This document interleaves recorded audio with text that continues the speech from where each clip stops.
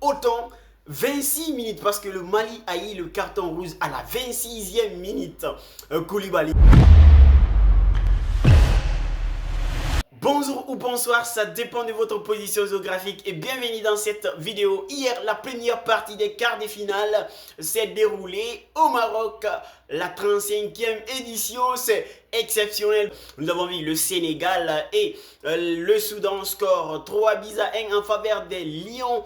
Nous avons aussi observé une rencontre fabuleuse qui a retenu l'attention de tout le monde. Les Aigles du Mali ont arraché les tickets de qualification pour les quarts de finale dans les mains des Tunisiens après avoir obtenu à la 26e minute un carton rouge. Mathématiquement parlant, les deux équipes ont joué 120 minutes. Maintenant, autant 26 minutes parce que le Mali a eu le carton rouge à la 26e minute.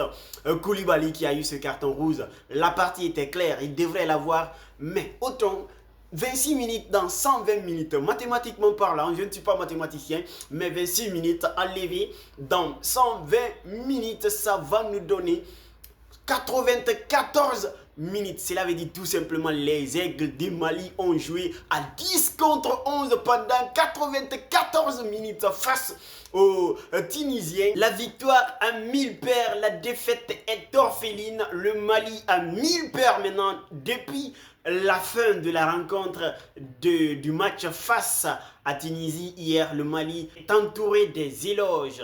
Mais il faut juste rappeler que cette équipe malienne avançait mollo depuis le début de cette CAN. Mais il faut aussi aller derrière, regarder la dernière défaite de cette équipe malienne remonte à la qualification de la Coupe du Monde face aux Ghanéens sur le score d'1-0. Respect à cette équipe malienne qui mérite les félicitations, mais particulièrement ces deux joueurs méritent beaucoup d'admiration, mais aussi de félicitations. Sina Yoko et Djigui Diarra. Sina Yoko qui a marqué tous les buts du Mali dans cette compétition depuis au début. Et de l'autre côté, le gardien Djigui Diarra qui a fait des arrêts. Ah oui, le soc des titans entre les équipes, les pays de l'Afrique de l'Ouest. On aura un grand derby entre le Mali et les Lions du Sénégal. L'Aigle et le Lion. On va voir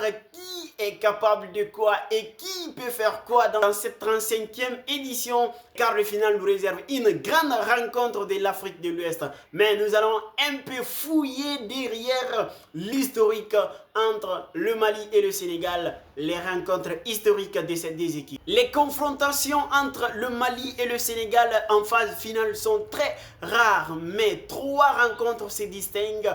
Une victoire pour les Sénégalais et une autre victoire pour les Maliens. Un match nul entre les deux équipes. Mais les rencontres les plus emblématiques historiques entre les deux équipes remontent de 2002, la CAN de 2002. En demi-finale, le Mali s'est incliné sur le score de 2-0 face aux Sénégalais. 2 ans plus tard, les deux équipes se sont retrouvées. La CAN de Tunisie en 2004. C'était un match nul entre le Mali et le Sénégal, mais il faut juste rappeler que l'actuel entraîneur de Rennes jouait en ce moment. C'est lui-même qui avait marqué le but du Sénégal, Habib Beye. Statistiquement parlant, le Mali et le Sénégal, c'est incomparable. Le Sénégal a fait 4 matchs, 10 buts marqués, tandis que le Mali, 3 matchs nuls, une victoire arrachée au tir au but. Les deux équipes, il y a ce qui les éloigne un peu, mais cela ne veut pas dire qu'il n'y a pas de rencontre, qu'il n'y a pas de derby. Si le Mali a fait 3 matchs nuls et a arraché la victoire dans les mains des Tunisiens, le même Mali peut battre encore le Sénégal. Moi j'y crois, mais la rencontre nous dira ce qui va se passer. Et qu'en pensez-vous de la grosse affiche d'aujourd'hui soir? Les Camerounais de Samuel Eto'o face au Bafana Bafana.